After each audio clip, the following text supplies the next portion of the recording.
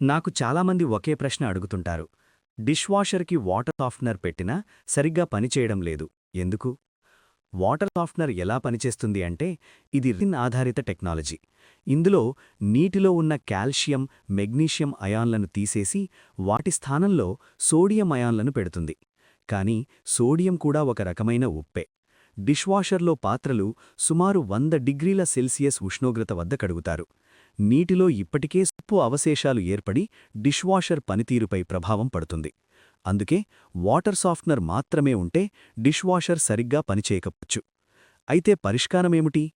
ఇంట్లో dish washer తప్పనిసరిగా RO ప్లాంటును connect చేయాలి. ఆర్ఓ నీటిని ఉపయోగించినప్పుడు మాత్రమే డిష్ వాషర్ సమర్థవంతంగా పనిచేస్తుంది. ఇది చాలామందికి తెలియని విషయం.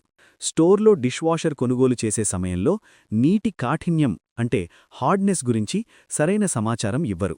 కానీ ఇన్స్టలేషన్ వ్యక్తి ఇది ఆరో నీటితో మాత్రమే ఉపయోగించాలి అని చెబుతాడు. కాబట్టి నా బలమైన సిఫారసు ఏమిటంటే, మీరు డిష్ వాషర్ కొనుగోలు చేసే సమయంలోనే దానితో పాటు ఒక ఆరో ప్లాంట్ కూడా తీసుకోవాలి. అప్పుడు మాత్రమే డిష్ వాషర్ను సరిగా మరియు దీర్ఘకాలం ఉపయోగించగలుగుతారు.